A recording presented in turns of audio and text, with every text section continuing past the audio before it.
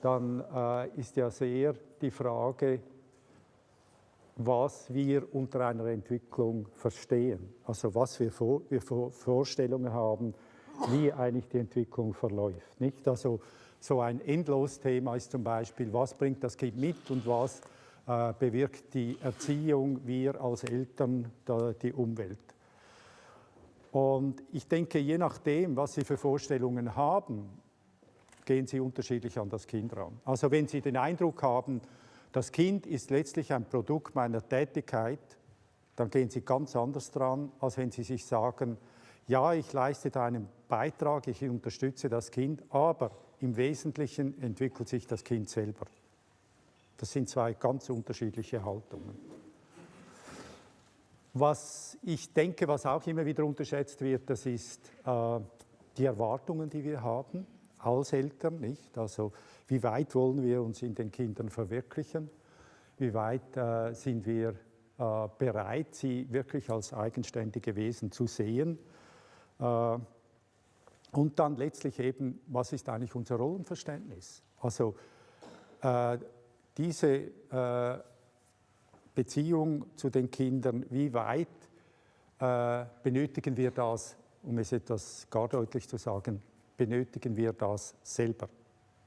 Also da geht es eigentlich nicht so sehr ums Kind, sondern primär geht es eigentlich um uns.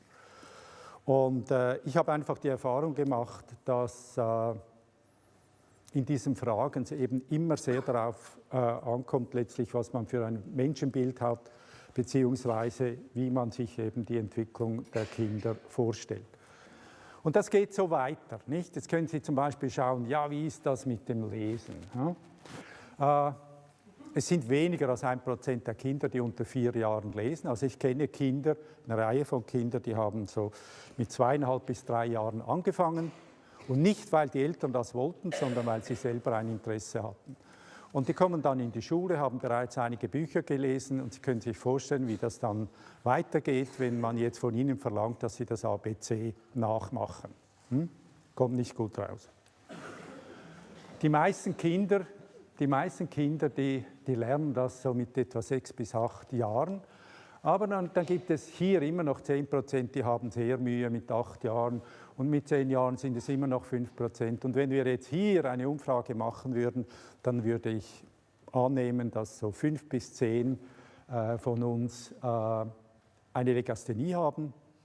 Sie können passabel lesen, aber mit dem Schreiben haben sie immer noch etwas Mühe.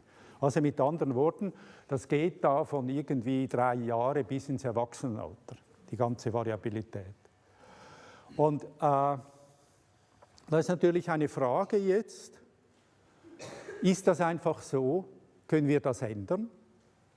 Gibt es einen Trick, gewissermaßen die Entwicklung der Kinder zu beschleunigen? Das hat mit den Kindern zu tun, aber sehr auch mit uns. Also was wollen wir, was löst Ängste aus? Wollen wir die Kinder anders haben? Wenn man dann in die Pubertät kommt, dann eskaliert es noch mehr natürlich. Das ist eine 6. Schulklasse, also diese Kinder, die sind 12 bis 13-jährig, das ist nicht der Lehrer hier. Die sind nur 3 Monate auseinander, die beiden. Der ist 1,32, der ist 1,74, er ist noch ein Kind und er ist eigentlich ein junger Erwachsener. Und die gehen beide in die gleiche Schule. Ich denke, das kennen wir alle. Nicht so extrem. Nicht? Ich habe natürlich eine extreme Klasse gesucht. Aber das kennen wir alle. Und das Schwierige ist jetzt, dass diese Unterschiede bei der körperlichen Entwicklung am kleinsten sind. In allen anderen Bereichen, wenn Sie intellektuelle oder sozioemotionale Entwicklung nehmen, die Unterschiede sind noch größer. Und wie groß sind die? Das ist so ein Gedankenspiel, nicht? Also stellen Sie sich vor, wir haben 20 Mädchen, die sind alle genau 13-jährig und dann, wenn Sie die untersuchen, stellen Sie fest, die variieren in ihrer Entwicklung zwischen 10 und 16 Jahren. Der Großteil ist natürlich wie etwa ein 13-jähriges Mädchen, das ist klar, aber Das Unreifste ist noch bei 10 Jahren und das Reifste ist bei 16 Jahren. Also mit anderen Worten, Sie haben eine Variabilität von plus minus 3 Jahren.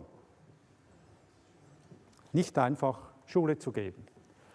Und wenn man jetzt noch die Knaben dazu nimmt, die sind nämlich 1,5 Jahre als Gruppe zurück, dann kriegen Sie eine Variabilität von 9 bis 16 Jahren. So. Und ich denke, das ist eine Herausforderung, nicht, an die Schule. Wie geht man mit dem um?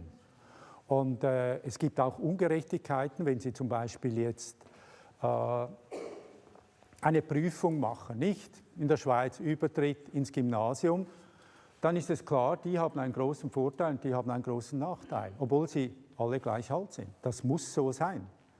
Es muss auch so sein, dass die Mädchen einen Vorteil haben gegenüber dem Knaben, weil sie sind ja reifungsmäßig 1,5 Jahre weiter. In der Schweiz haben wir heute nur noch 40% Knaben im Gymnasium und 60% Mädchen.